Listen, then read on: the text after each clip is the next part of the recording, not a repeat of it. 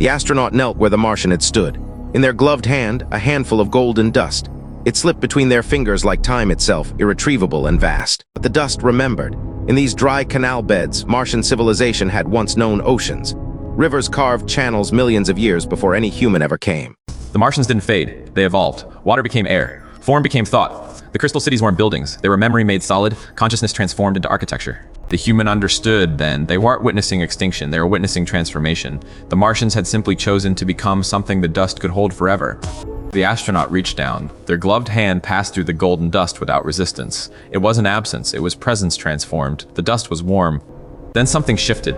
In the dust, for just a moment, the astronauts saw it, a reflection, not their own face, a face of luminous golden eyes, ancient, watching. The astronaut understood now. The Martians hadn't left their world, they had become it.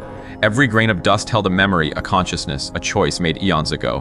Beneath their feet, in the red soil, the astronaut felt it, a pulse, faint, rhythmic. The Martians weren't gone, they were still alive, still listening. Still remembering. The pulse spread outward, through the dust, through the ancient channels. The entire desert floor was alive with light. A heartbeat, not just one, thousands. The astronaut knelt, hands trembling. The pattern was unmistakable. These weren't random signals, they were deliberate, intentional. A message written in light.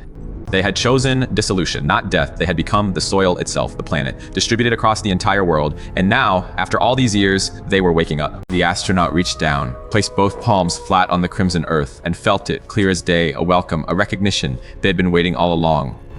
The light intensified, flooding the astronaut's mind with fragments, ancient seas, driving cities, a world that once breathed.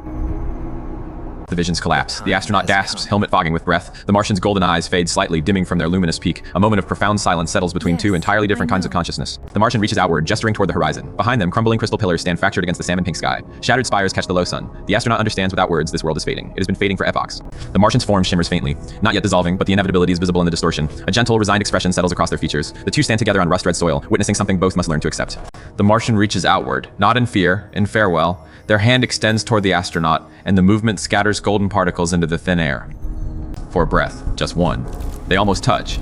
But the Martian's form is already becoming translucent. Their edges blur into the salmon-pink horizon. The hand dissolves mid-gesture. The Martian's torso and head are now barely visible. Only a shimmer remains, a silhouette outlined in golden dust and light. The astronaut's hand finally closes around empty air. And then, silence. No humanoid form, no golden glow, only the astronaut remains, standing alone on ancient Martian soil. The crystal cities loom behind them, eternal and indifferent. The astronaut moves forward, drawn toward the nearest pillar. Its surface shimmers with faint, ancient inscriptions, not random patterns, but deliberate markings carved across millennia. The markings tell a story. Each symbol layers upon the last generations of documentation. The Martians had recorded their own civilization, their own time, right here in crystal. Understanding blooms. The dissolution was not death, it was transition, a choice made millennia ago. The Martians had chosen to become part of Mars itself.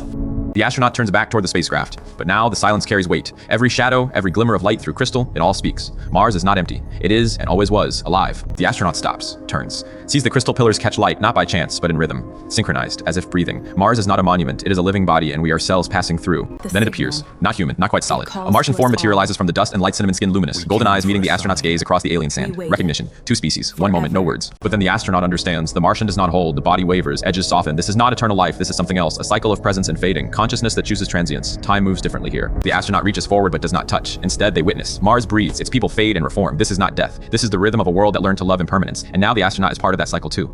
The astronaut lowers their hand. In their palm lies a single grain of golden dust. It catches the amber light. For the first time, they understand. The Martians do not disappear.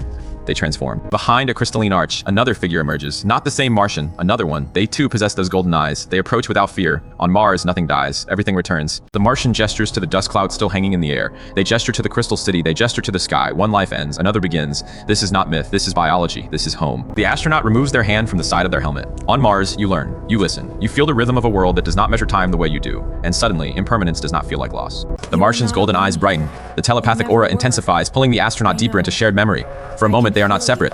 For a moment, they remember the same ancient seas. The Martians did not build cities to last forever. They built them to be beautiful in the moment, to hold light, to hold meaning, and then to let it go. This is their science. This is their art. And then the astronaut understands the Martian's dissolution is not death. It is transformation. It is choice. Every living thing on Mars becomes dust eventually, but first it becomes light. The astronaut stands alone on the red soil. The crystal city glows behind them, and somewhere in that dust, settling in the thin Martian wind, a civilization remembers itself, before dissolving into the next memory.